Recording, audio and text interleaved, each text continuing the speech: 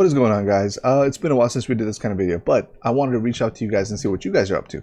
This video is sponsored by this, what is it? This empty diaper box, because it seems like when you have a kid, you just always keep running out of diapers. And that is exactly where I'm going to go after this video to get some more diapers. But before we continue, I want to know what you guys think in the comment section below as to where the market is, because I gauge a lot, and there's a lot of like haters in the comments, of course, and it's cool, man. Like, I welcome everybody. I'm not trying to be like a echo chamber or anything like that, but really I want to have a conversation because we're all retail investors. Most of you guys that are viewing are retail investors. I did a podcast with Tom Nash and Justin O, and I'll leave the link to it over here. And those ones, I actually saw these like guys who work for Yahoo Finance, some analysts and stuff like that, which is crazy. Like, for me, you know, I was just a guy, like, not even doing YouTube just a few weeks ago. So for me to see that, it was super cool. But, you know, I'm pretty sure most of you guys are just retail investors. So for me, it's really valuable to see and, you know what you guys are thinking, what you guys are doing out there. But the point of this is I want to show you something real quick, okay? So stick with it. Watch. Okay. So over here, I have a trajectory of my entire life cycle from my major account. Okay. There's one more, actually two more apart from this. One is held by my wife, and the other one is sort of like a trading one that I have here and there. It's not as big as this one. Okay. This is the major one. Let's put it this way. That right there on the left is April 2020. Now, there's a reason why I covered all this stuff up, is because I really don't want to show like how much money I have or anything like that. I'm not about that life, okay? I'm really about the percentage gain and the deltas.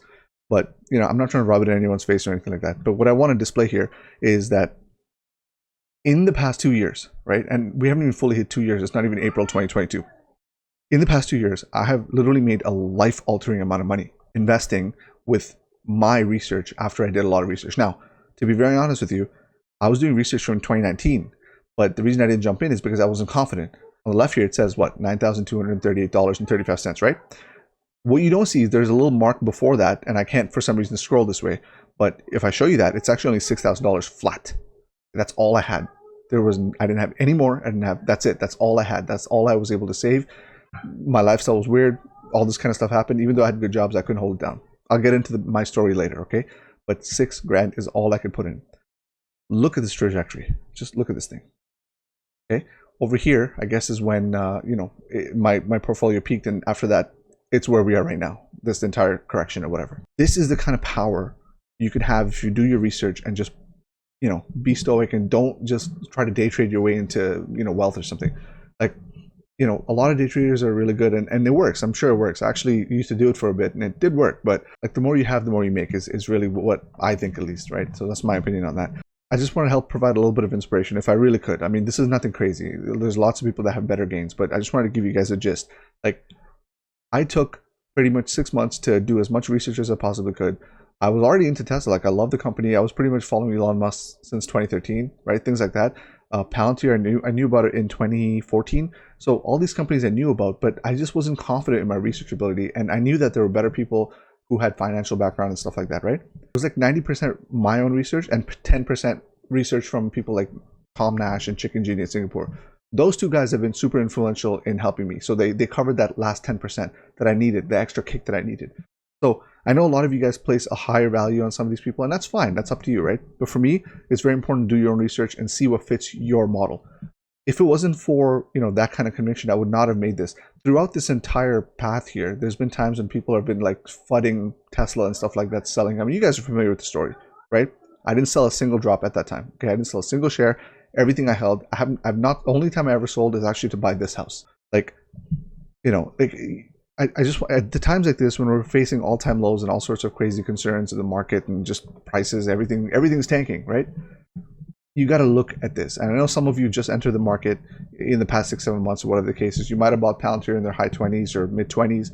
I just want to tell you, like, do your research. As long as you are aware of where the company's going and it matches your goals, then you should be fine. I don't care if you sell it or buy it. Sell it if you want. I don't really care. Not financial advice, God damn it.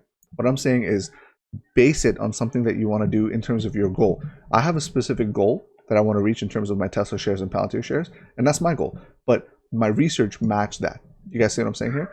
And I'm not an expert. Like, I have made a life-altering amount of money just doing stuff that's normal. Like, all I do is I look for like debt and cash flow, really, for the most part, and then the rest of it cascades. So that's what I do. And I use massive red days to buy back in, and that's usually my strategy, okay? But outside of that, I'm not doing anything special. I just kind of buy and held until this point. So I don't know. That's pretty much my update here. But my goal, and I posted this video, I think it was like 6 weeks ago, where I outlined a plan for the next 6 weeks, and I pretty much followed that. I did enter a small position of like 100 shares or something into Palantir, but that's less than 5% of my position in that company, so it's not really that big. And I'll put the link to that over here if you want to check it out, okay? But the thing is, have a plan. Like, I'm actually not that organized of a person. Like, look at this office. Like, I'm really not that organized, okay? But when it comes to this is a very important thing in my life, and it's going to help my family for generations to come. So I take this very seriously. This one case, I'm super organized, okay? But I don't know. Let me know what you guys think. Let me know in the comment section below what you guys are up to. I really just want to start that conversation with you guys. I really like talking to you. I know there's a few bears out there, you know. If you guys feel like I'm stupid, then let me know in the comments, man. Let's talk about it. It's all good. So that's it for me. I will leave you guys here, and you guys have a fantastic weekend. Peace.